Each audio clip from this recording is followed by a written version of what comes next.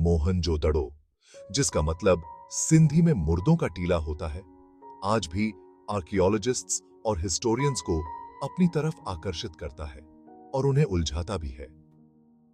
यह सिविलाइजेशन दुनिया के सबसे शुरुआती अर्बन सोसाइटीज में से एक थी। हरापा के साथ मोहेंजोदारो एक मेजर अर्बन सेंटर था। 1900 बीसीई के आसपास इस शहर का अचानक पतन और अबैंडनमेंट आज भी एक रहस्य है। कई थ्योरीज सामने आई हैं। हर एक थ्योरी एक प्लॉजिबल लेकिन इनकम्प्लीट एक्सप्लेनेशन देती है। क्या यह इन्वेजन थी या एनवायरमेंटल फैक्टर्स की वजह से डिक्लाइन का एक ग्रेजुअल प्रोसेस था? इसका जवाब सदियों से सेडिमेंट के नीचे दबा हुआ है। इंडस वैली सिविलाइजेशन में मोहेंजोदारो का सिग्निफिकेंस बहुत ज्यादा है। यह एक बसलिंग मेट्रोपोलिस था, कॉमर्स और कल्चर का केंद्र था। शहर के लोग एक high standard of living enjoy करते थे। मोहेंजोदारो के आर्टिजन्स अपनी क्राफ्ट्समैनशिप के लिए मशहूर थे। इंडस वैली सिविलाइजेशन को समझने के लिए मोहेंजोदारो को समझना बहुत जरूरी है। मोहेंजोदारो अर्बन प्लानिंग में इंडस पीपल की कुशलता का प्रमाण है। यह शहर एक ग्रिड सिस्टम पर बनाया गया था, जिसमें सड़कें राइट एंगल्स पर एक दूसरे को इंटरसेक्ट करती थीं, जिससे यह डिस्टिंक्ट रेजिडेंशियल और एडमिनिस्ट्रेटिव एरियाज में बांट जाता था। यह मेटिकुलस प्लानिंग बताती है कि शहर के डिजाइन और ऑर्गेनाइजेशन के लिए एक सेंट्रलाइज्ड अथॉरिटी जिम्मेदार थी। सड़कें चौड़ी थीं और बेक्ड ब्रिक्स से बनी थीं। कुछ में तो रेज्ड साइडवॉक्स भी थे। इस शहर में एक एडवांस्ड ड्रेनेज सिस्टम था, जिसमें कवर्ड ड्रेन्स सड़कों के किनारे किनारे बने हुए थे और हाउसेस से आने वाले छोटे ड्रेन्स से इंटरकनेक्टेड थे। यह सोफिस्टिकेटेड सिस्टम वेस्ट वाटर के एफिशिएंट डिस्पोजल को सुनिश्चित करता था, जो शहर की ओवरऑल सैनिटेशन और पब्लिक हेल्थ में योगदान करता था। मोहेंजोदारो का urban planning, hygiene, public works और एफिशिएंट सिटी मैनेजमेंट की गहरी समझ को दर्शाता है, जो इसे अपने समय के सबसे एडवांस्ड अर्बन सेंटर्स में से एक बनाता है। मोहेंजोदारो के आर्किटेक्चरल अचीवमेंट्स भी उतने ही इंप्रेसिव हैं, जो इंडस पीपल के कंस्ट्रक्शन टेक्निक्स में महारत को दर्शाते हैं।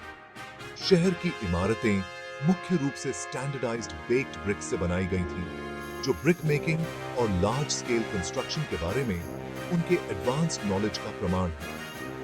मोहेंजोदारो की सबसे आइकॉनिक स्ट्रक्चर ग्रेट बाथ है, जो एक बड़ा रेक्टेंगुलर टैंक है जो वाटरप्रूफ बिटुमेन से बना है। यह इंप्रेसिव स्ट्रक्चर, जिसके बारे में माना जाता है कि इसका इस्तेमाल रिचुअल बेदिंग के लिए किया जाता था, इंडस पीपल के इंजीनियरिंग स्किल्स और क्लीनलीनेस और रिचुअल प्योरिटी पर उनके एम्फेसिस को हाईलाइट करता है।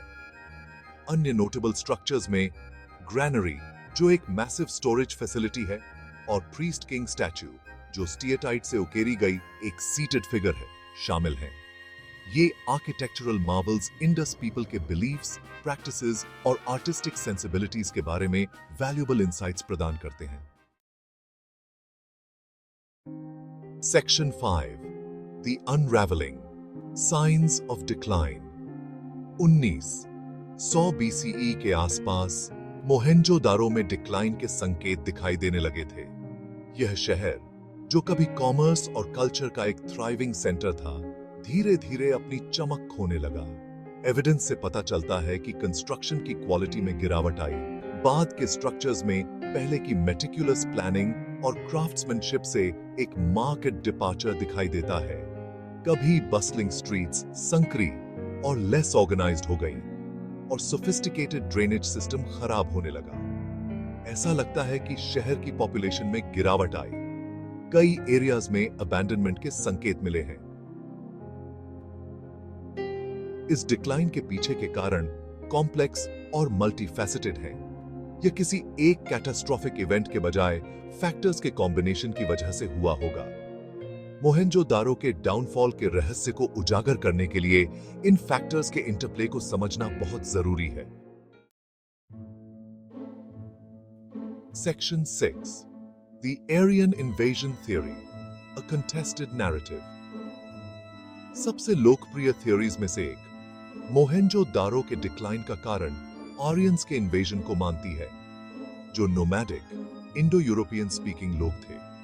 यह थ्योरी, जिसे कभी वाइडली एक्सेप्टेड किया जाता था, अब स्कॉलर्स द्वारा रीइवैल्यूएट की जा रही है। इस थ्योरी के समर्थक ऋग्वेदा की ओर इशारा करते हैं, जो हिम्स का एक एंशिएंट इंडियन कलेक्शन है, जिसमें एरियंस द्वारा फोर्टिफाइड सिटीज के डिस्ट्रक्शन का जिक्र है। हालांकि लार्ज स्केल इन्वेजन या वाइड स्प्रेड डिस्ट्रक्शन को सपोर्ट करने के लिए कोई कंक्लूसिव आर्कियोलॉजिकल एविडेंस नहीं है। बैटल स्कार्स, मैस ग्रेव्स या वेपन्स कैशेस का न होना इन्वेजन थ्योरी पर डाउट पैदा करता है। इसके अलावा भारत में एरियन माइग्रेशन की डेटिंग पर डिबेट चल रहा है। कुछ स्कॉलर्स इसे मोहनजोदारो के डिक्लाइन के बहुत बाद का मानते हैं। हालांकि एरियन माइग्रेशन ने इंडियन सबकॉन्टिनेंट के कल्चरल लैंडस्केप को आकार देने में भूमिका निभाई होगी, लेकिन मोहनजोदारो के डाउनफॉल से इसका संबंध अभी भी संदिग्ध बना हुआ है। Section 7.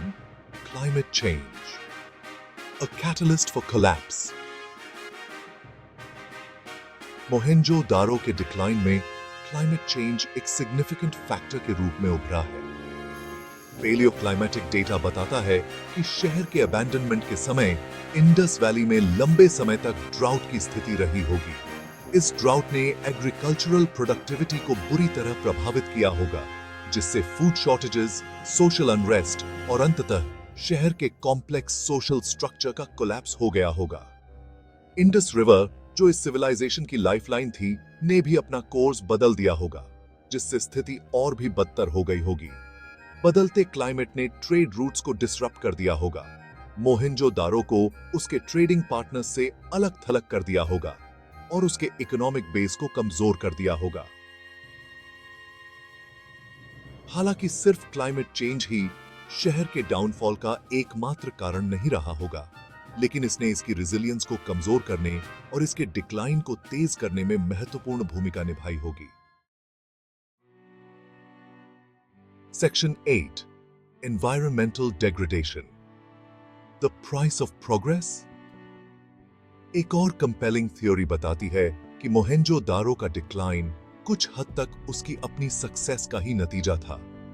शहर की बड़ी पॉपुलेशन और सोफिस्टिकेटेड इंफ्रास्ट्रक्चर ने आसपास के एनवायरनमेंट पर बहुत दबाव डाला।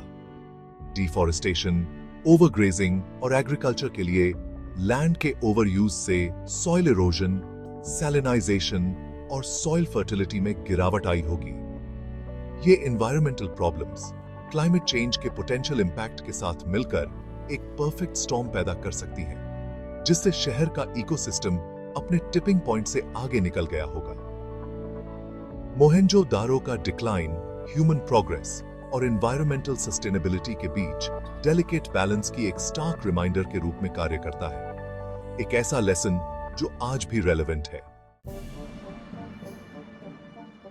सेक्शन 9. The mystery endures. दशकों के रिसर्च के बावजूद मोहेंजो-दारो के डिक्लाइन के पीछे के असली कारण अभी भी पता नहीं चल पाए हैं। शहर का डाउनफॉल शायद एक कॉम्प्लेक्स प्रोसेस था, जो किसी एक कैटास्ट्रोफिक इवेंट के बजाय फैक्टर्स के मिलने से हुआ होगा। क्लाइमेट चेंज, एनवायरमेंटल डिग्रेडेशन और संभवतः सोशल और इकोनॉमिक फैक्टर्स के कॉम्बिनेशन ने इसके डाउनफॉल में योगदान दिया होगा। डिसाइफर्ड इंडस स्क्रिप्ट के अभाव में उन घटनाओं की पूरी कहानी रिकंस्ट्रक्ट करना मुश्किल हो जाता है जो घटी थी।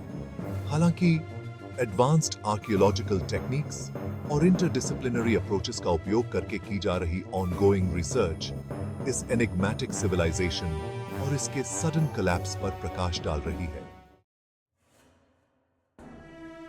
Section 10. Preserving the legacy. Mohenjodaro ancient civilisations की ग्रैंडर और फ्रेजिलिटी की याद दिलाता है। इसकी well planned streets, advanced drainage system और इंप्रेसिव आर्किटेक्चर इंडस पीपल की इंजेन्युइटी और सोफिस्टिकेशन के बारे में बहुत कुछ बताती है। शहर का डिक्लाइन हालांकि रहस्य में डूबा हुआ है, एनवायरमेंटल सस्टेनेबिलिटी के महत्व और ह्यूमन सोसाइटीज के उनके एनवायरनमेंट के साथ इंटरकनेक्टेडनेस के बारे में वैल्यूएबल लेसन्स देता है। हमारी शेयर्ड ह्यूमन हिस्ट्री को समझने के लिए मोहेंजो-दारो और अन्य इंडस वैली साइट्स को प्रिजर्व और स्टडी करना बहुत जरूरी है। कंजर्वेशन एफर्ट्स के साथ साथ कंटिन्यूड रिसर्च इस एंशंट सिविलाइजेशन के मिस्ट्रीज को उजागर करने में मदद करेगी और एंशंट वर्ल्ड में अर्बन लाइफ की चुनौतियों और ट्रायम्फ्स के बारे में वैल्यूएबल इंसाइट्स प्रदान करेगी। अतीत से सीखकर हम एक मोर सस्टेनेबल और रिजिलियंट फ्यूचर बनाने का प्रयास कर सकते हैं।